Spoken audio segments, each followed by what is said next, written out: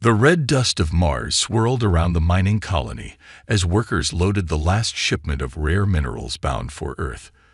In the year 2157, humanity had spread throughout the solar system, with colonies on Mars and mining stations orbiting Jupiter and Saturn. It wasn't the grand space empire that old sci-fi movies had promised, but it was progress. Captain James Miller stood on the observation deck of the Earth Defense Fleet vessel Dauntless *, watching the stars. At 42, with gray starting to show in his dark hair, Miller had spent most of his life defending Earth's interests in space. He never expected to meet aliens. No one did.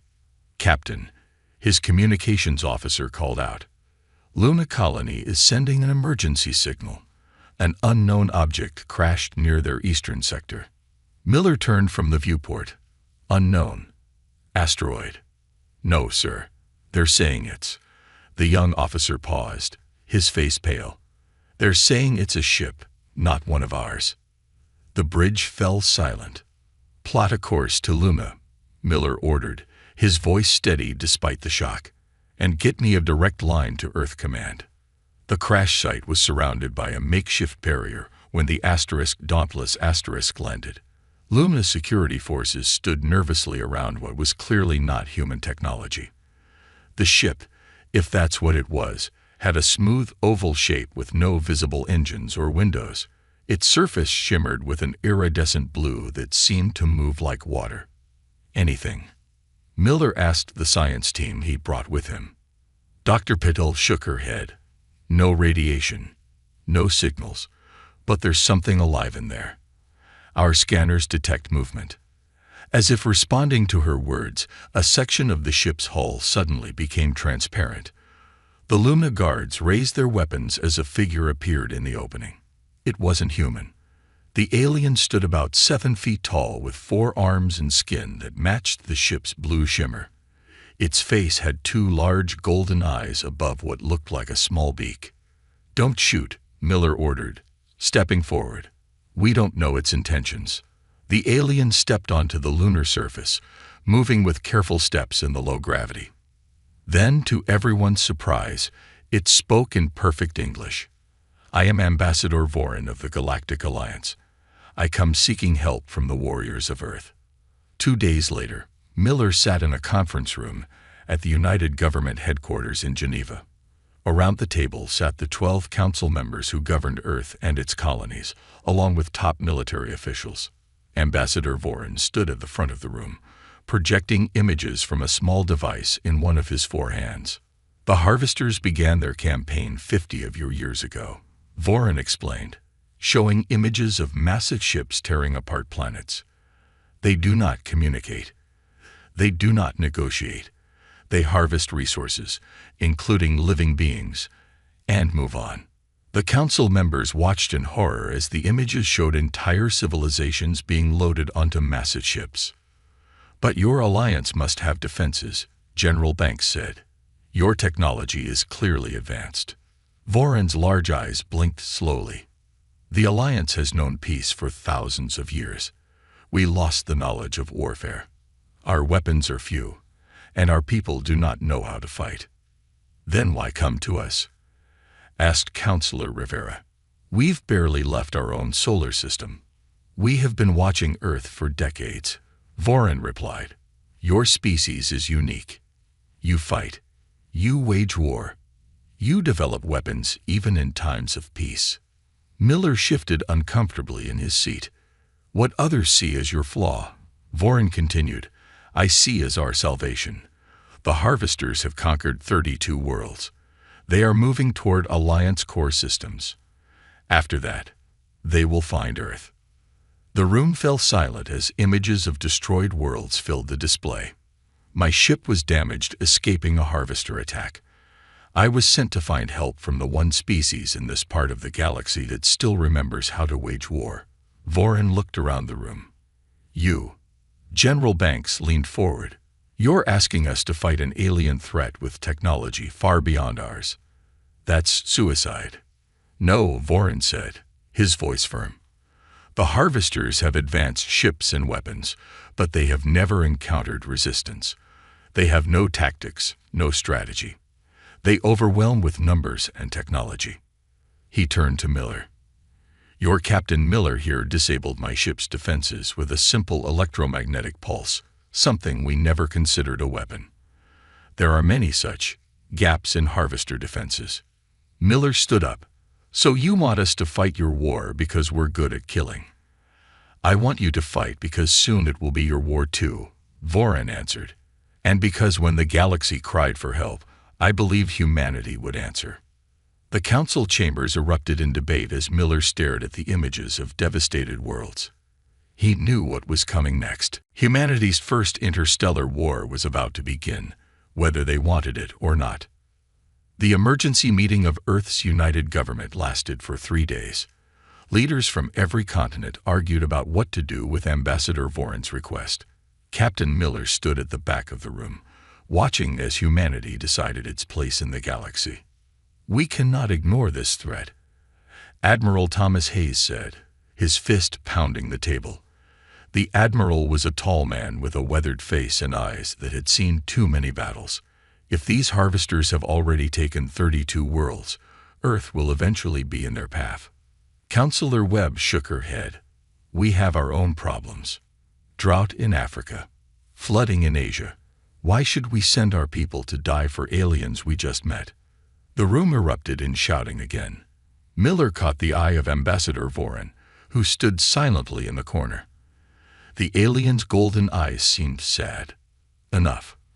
President Garcia's voice cut through the noise.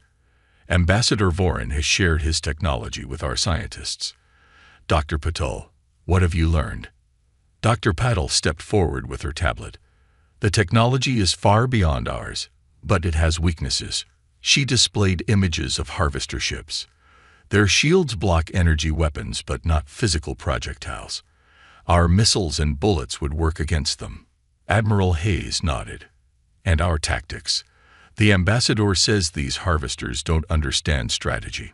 They've never faced an enemy that fights back properly. What about the Alliance ships? Someone asked. Can they be armed with our weapons? Yes, Dr. Patel confirmed. The Alliance has agreed to retrofit their ships with human weapons systems. They have faster engines and better computers, but they need our guns and our soldiers. President Garcia turned to the military leaders. If we do this, what are our chances? Admiral Hayes looked at Miller. Captain, you've spent the most time with the ambassador. What do you think? Miller stepped forward, aware that all eyes were on him. The harvesters are strong, but they've never faced humans before. He paused. Throughout our history, we've gotten very good at fighting. It's not something to be proud of, but it might save lives now, human and alien. The council room fell quiet. Show them, Miller said to Voran. The ambassador nodded and activated a small device. A hologram appeared in the center of the room. A complete map of the galaxy with small red dots spreading like a disease. Each red marker is a world taken by the harvesters, Voran explained. Their pattern is clear. They move in straight lines, harvesting as they go. This path, he traced a line with one of his 4 hands, leads directly to your solar system. They will be here in 5 of your years. President Garcia stared at the map. Then we don't really have a choice, do we? We always have a choice, Admiral Hayes said. We can wait for them to come to us, or we can take the fight to them now with allies. The vote took place the next morning. Earth would join the Galactic Alliance and provide military support against the harvesters. In return, the Alliance would share technology and help protect the solar system.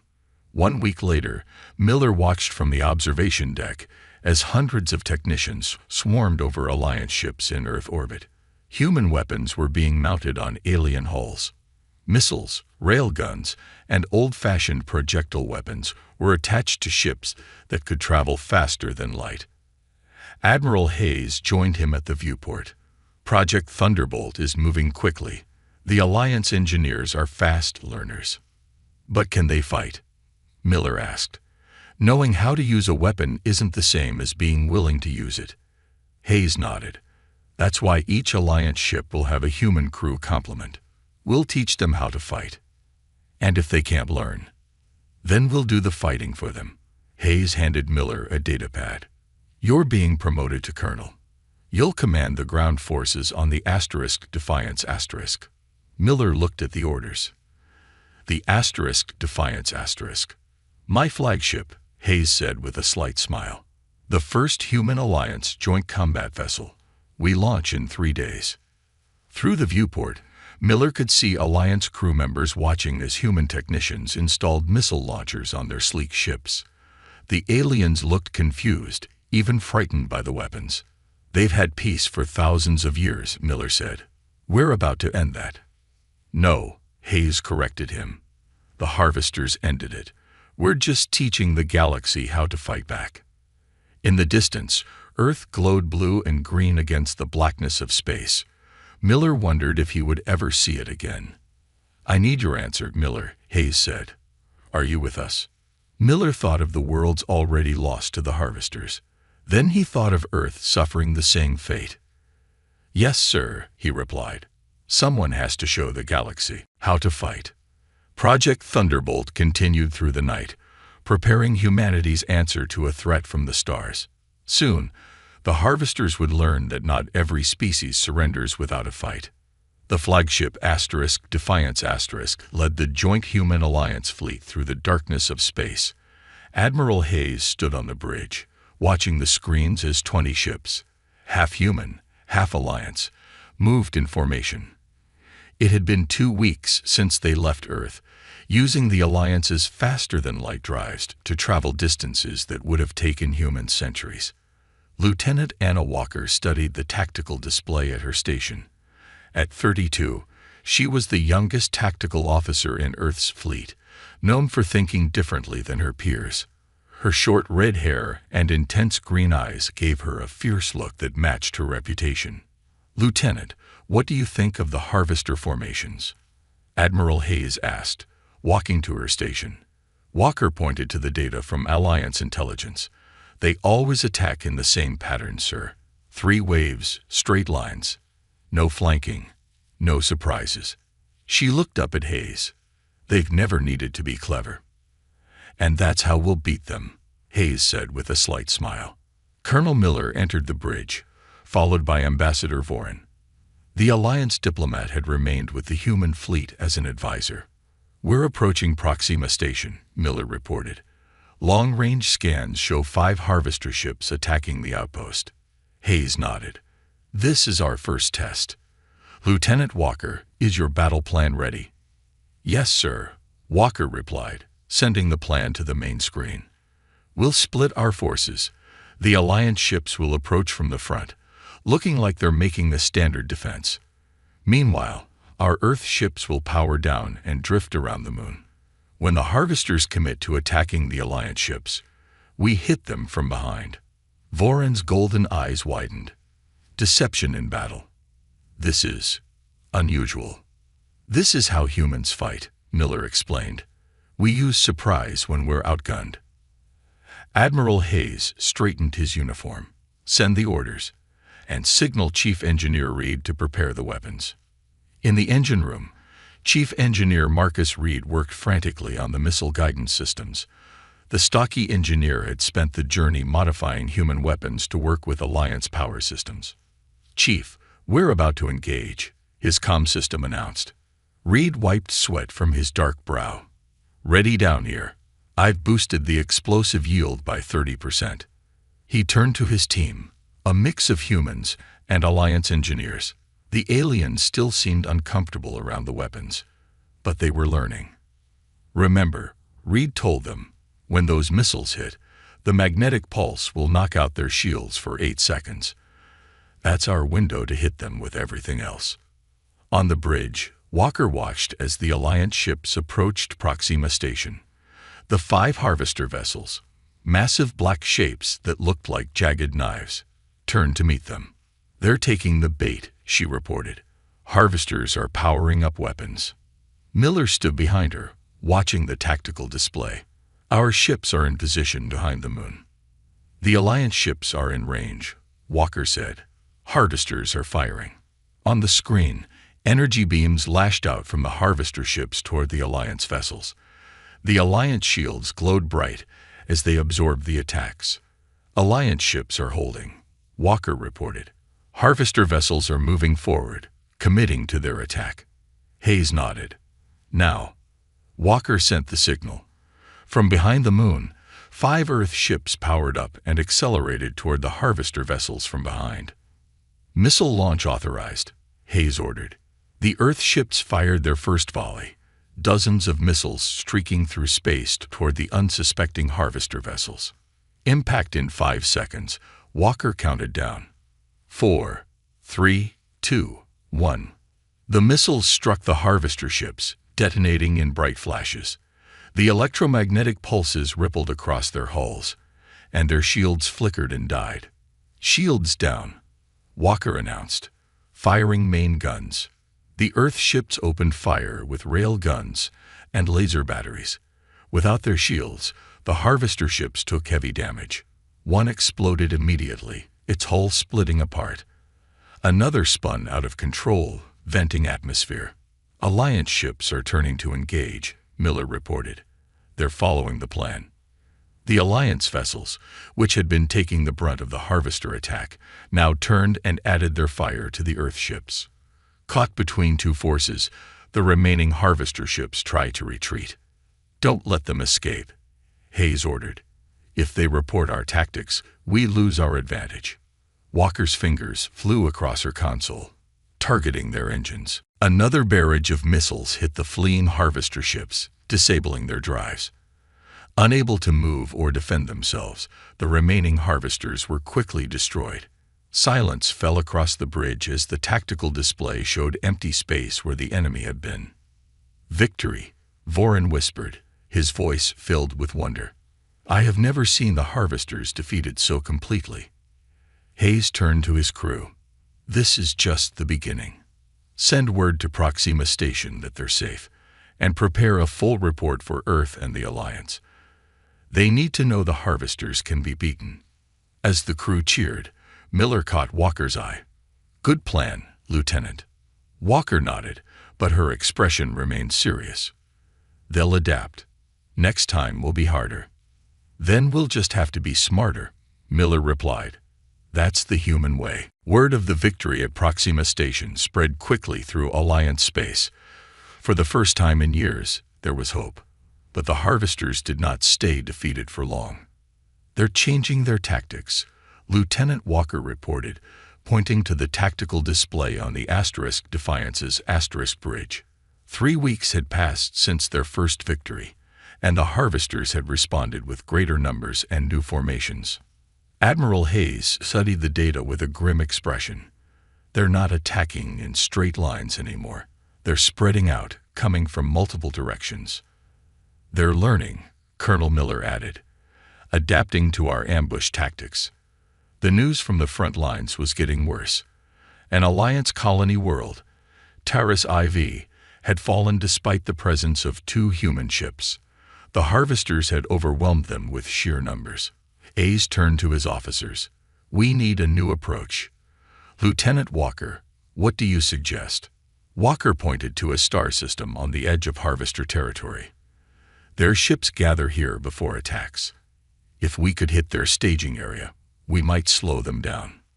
That's deep in their territory, Miller objected. We'd never make it back. We might, Walker said, if we had a distraction. 2 days later, Walker led a small team onto a transport ship. Their mission was to rescue survivors from Taurus IV and gather intelligence on harvester defenses. The team included 6 human soldiers and 4 Alliance specialists. Remember, she told them as they approached the planet, quick in, quick out. We're not here to fight. But things went wrong as soon as they landed. Harvester patrols spotted them, and in the firefight that followed, Walker ordered the team to escape while she provided covering fire. Lieutenant, we can't leave you. Call Private Torres over the comm. That's an order, Walker replied, firing her rifle at the approaching harvesters. Get that data back to the fleet. The last thing she saw before being stunned was the transport lifting off, carrying her team to safety. Chief Engineer Reed worked day and night after hearing about Walker's capture. The data her team had brought back showed a pattern in harvester shield frequencies. They cycle their shields, Reed explained to Admiral Hayes and Colonel Miller in the engineering bay. Every 63 seconds, there's a micropulse where the shields reset. Miller frowned. That's not much of a weakness. We can't time our attacks to a fraction of a second.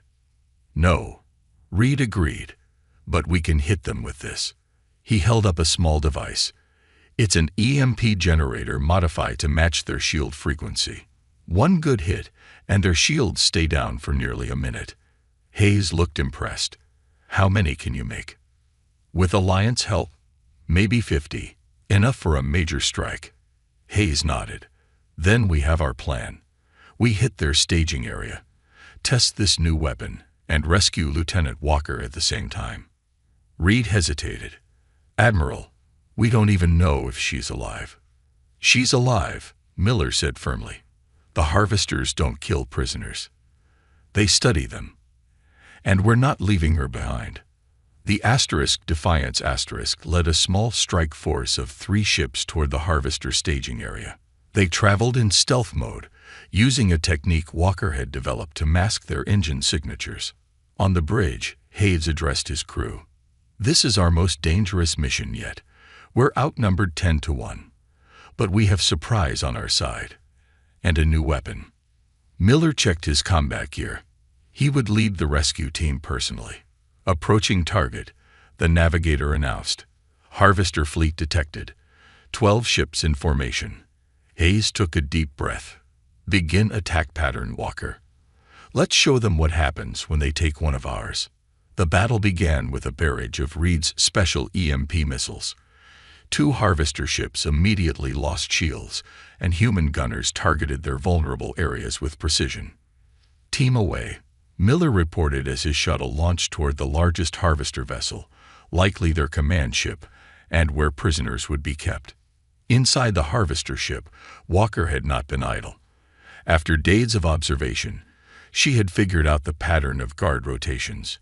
Using a small piece of metal she'd worked loose from her cell, she had created a makeshift lockpick. As alarms sounded through the ship, Walker made her move. She disabled the guard and took his weapon, a strange energy rifle that felt awkward in her hands. Moving through corridors, she headed toward what looked like a control center. Outside, the battle raged. 1 human ship was heavily damaged, but the harvesters were taking worse losses, confused by the effectiveness of the new EMP weapons. We've breached their hull, Miller reported as his team cut through the harvester ship's outer doors. Moving to find Walker. Inside the ship, Walker had reached the main control room. The harvester operators were focused on the battle outside, not noticing her until she started firing. Within seconds, she had control of the room. Looking at the alien controls, Walker smiled grimly. She didn't need to understand their language to know what the big red button would do. As Miller's team fought through the corridors, the ship's internal systems suddenly shut down. Gravity failed, and emergency lights flickered on. Someone's sabotaging the ship from inside, one of Miller's soldiers said. Miller grinned behind his helmet.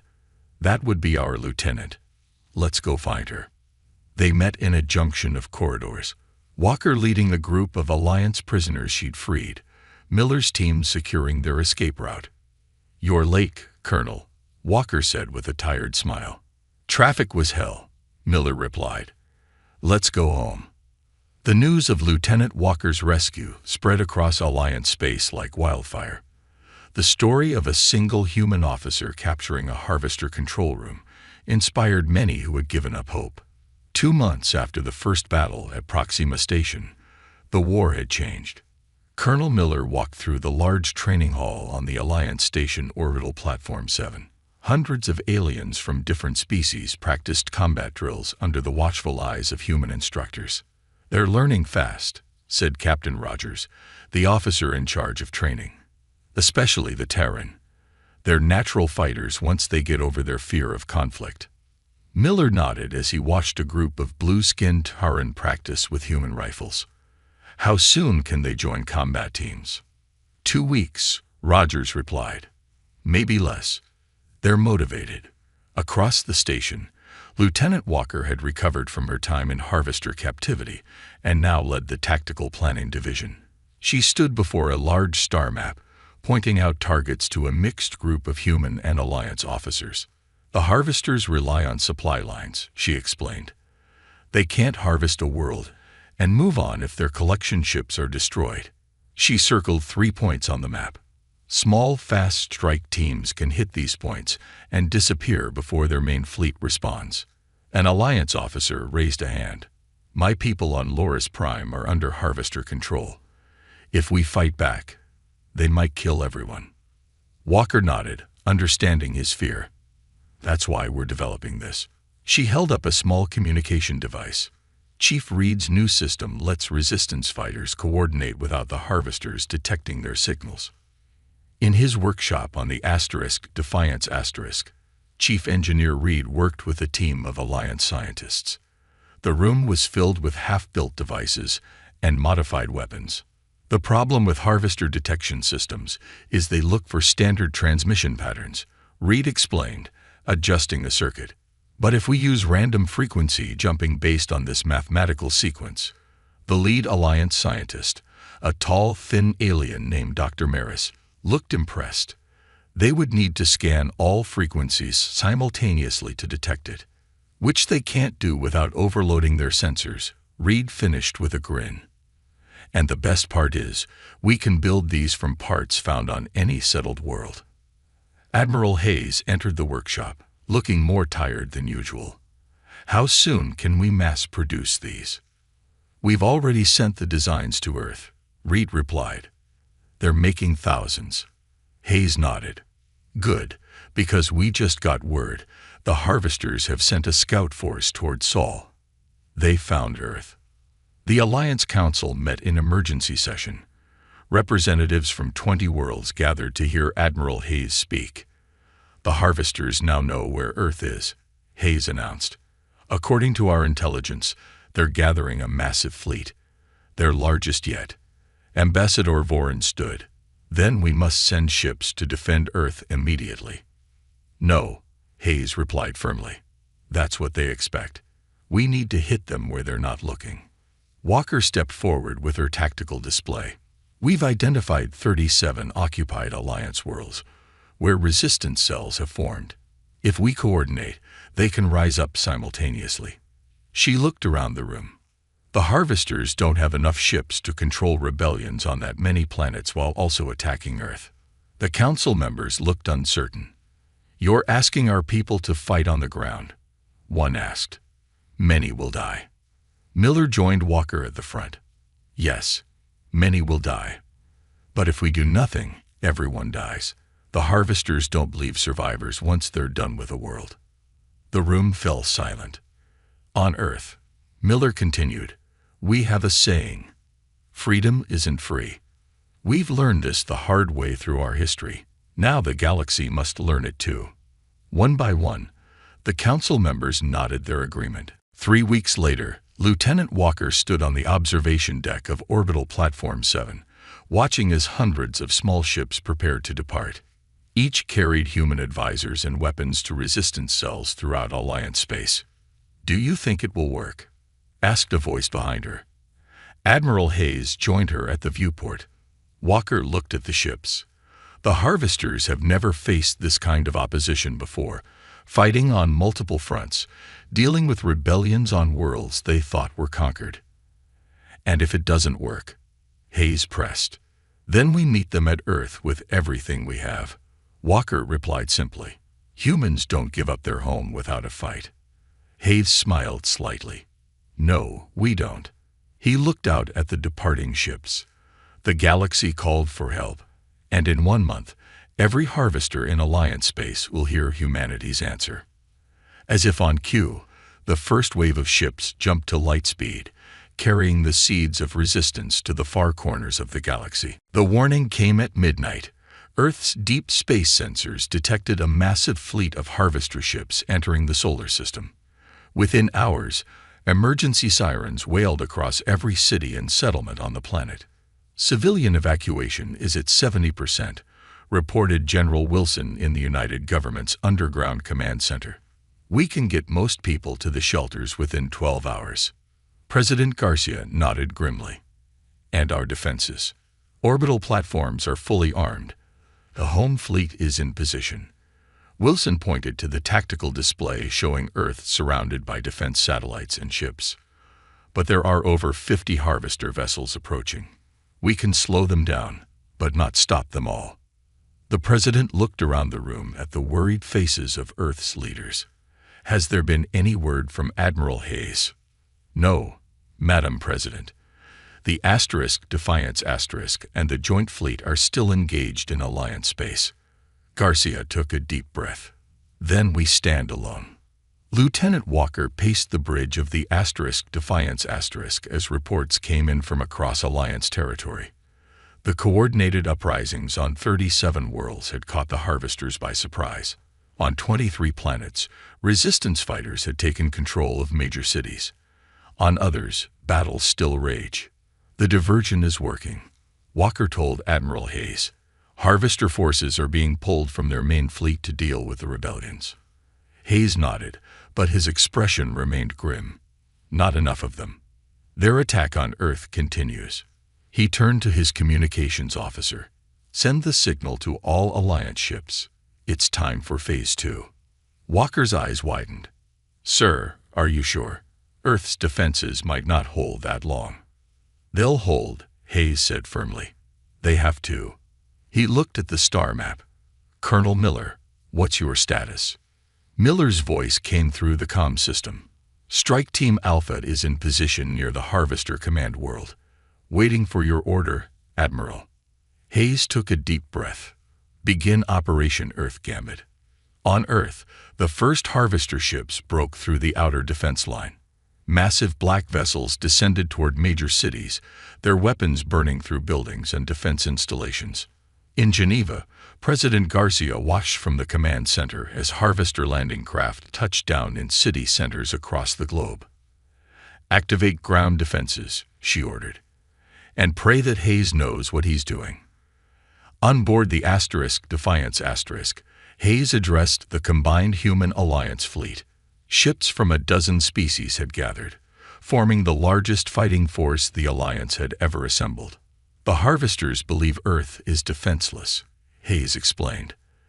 They've committed their main fleet to what they think is an easy victory. But Earth isn't defenseless, and they're about to learn that humans fight hardest when protecting their home. He pointed to the tactical display. Our apparent retreat has drawn most of their fleet to Earth. Meanwhile, Colonel Miller's team has reached their command world, and resistance fighters have tied up their reserve forces across Alliance space. Hayes looked around at his officers. Now we strike back.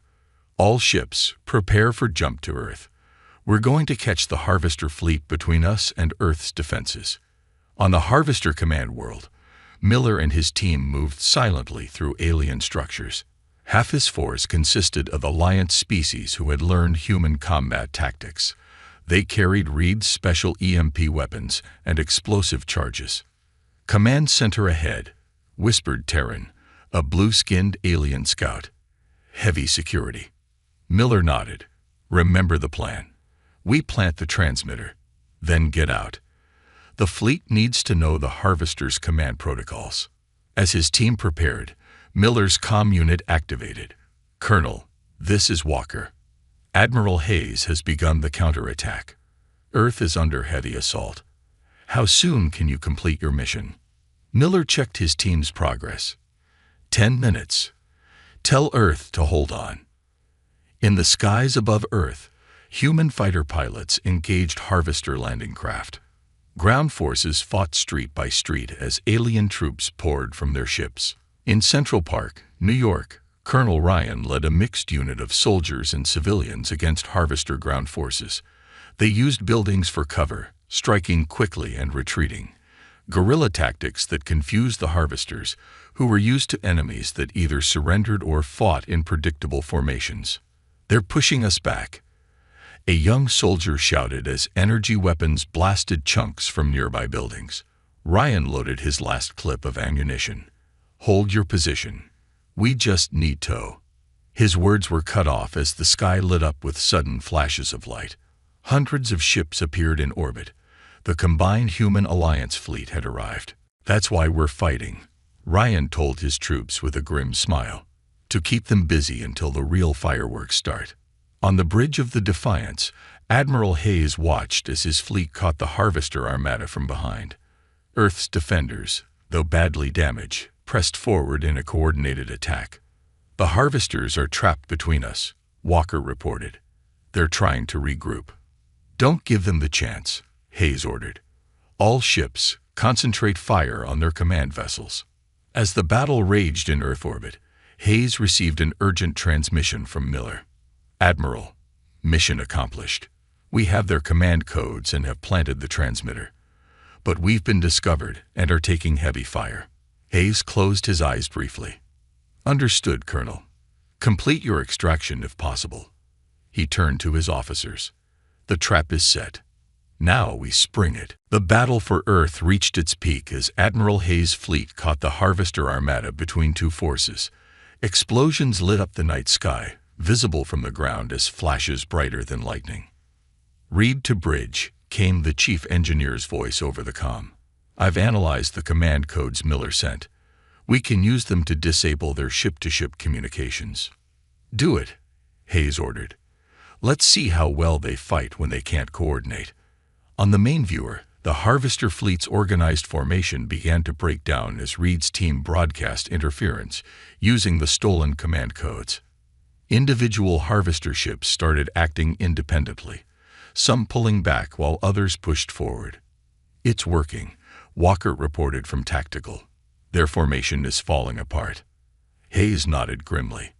"Press the attack. Target their flagships first." The Defiance led the charge, its human-designed weapons tearing through Harvester shields. Alliance ships followed, their crews now trained in human combat tactics. What had once been a peaceful collection of species had transformed into a fighting force unlike anything the Harvesters had faced before. On the Harvester command world, Miller's team fought a desperate battle to reach their extraction point. Half his soldiers had fallen, and the rest were running low on ammunition. "We're not going to make it," Terran said, firing the last of his energy weapons charge at pursuing Harvesters. Miller looked at the remaining members of his team. "Yes, we are." He activated his emergency beacon. "This is Colonel Miller to any Alliance ships in range. We need immediate extraction." After a moment of static, a familiar voice responded. "Miller, this is Lieutenant Walker on the scout ship Swift *. We're entering the atmosphere now. Hold your position." Miller looked up to see a small ship breaking through the clouds, its weapons firing at Harvester positions. "That wasn't part of the plan, Lieutenant." "Plans change, Colonel," Walker replied. "Admiral Hayes authorized a rescue mission when your team went silent." As the Swift landed, Miller and his surviving team members ran for the ramp, covering each other's retreat. Once aboard, the ship rocketed skyward, breaking free of the planet's gravity. The command codes worked, Walker told Miller as they reached orbit. "The Harvester fleet is in disarray. Earth still stands." Above Earth, the battle had turned. Without coordination, the Harvester ships fought individually, and against united human and Alliance forces, they were falling one by one. On the bridge of the Defiance Admiral Hayes watched the tactical display with satisfaction. "Order all ships to form up for the final push. It's time to end this." As the fleet regrouped, an energy beam from a wounded Harvester vessel struck the Defiance directly. The bridge shook violently, and consoles exploded in showers of sparks. "Damage report," Hayes called out, pulling himself up from the floor. "Hull breach on decks 5 through 8, came the response. "Weapons at 40%. Shields failing." Hayes looked at the tactical display. The Harvester flagship, a massive vessel twice the size of the Defiance remained largely undamaged at the center of their formation. "Sir," his first officer said quietly, "we should fall back and regroup." Hayes shook his head. No. As long as their command ship exists, they can reorganize. He studied the display. Plot a direct course for the Harvester flagship. Divert all power to forward shields and engines. Sir, the first officer looked shocked. That's a collision course. Not quite, Hayes replied. Chief Reed, is the new weapon ready? Reed's voice came through the damaged comm system. Yes, Admiral. But we need to be within 1 kilometer to guarantee effectiveness. Then that's where we'll be, Hayes said firmly. All hands, prepare for close engagement. The Defiance broke from the fleet formation and accelerated toward the Harvester flagship. Other ships tried to intercept, but Alliance vessels moved to protect Hayes' approach. 5,000 meters, the tactical officer counted down. They're targeting us with everything they have. The ship shuddered as Harvester weapons struck their shields. 3,000 meters. More systems failed across the ship. Crew members worked frantically to keep weapons and engines online. 1,000 meters. Weapons range achieved.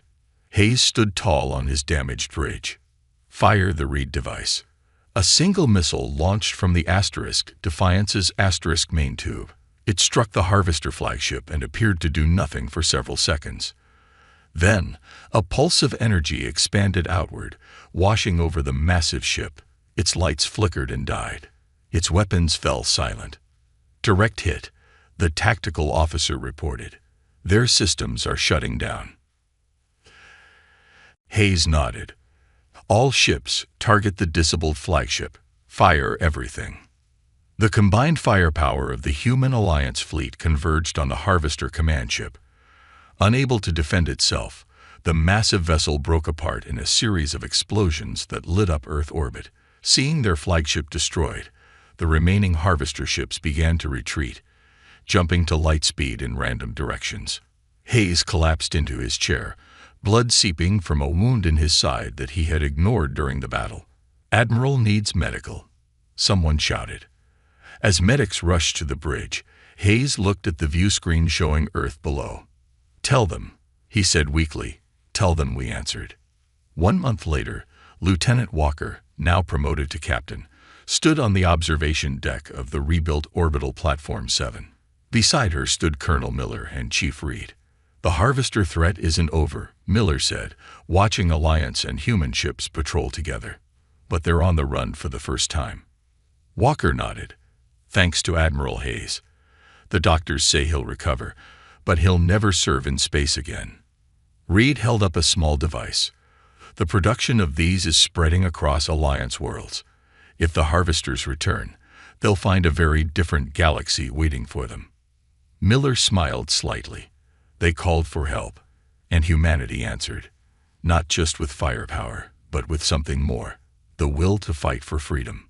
In the distance, Earth shone blue and green against the blackness of space, no longer alone in the universe.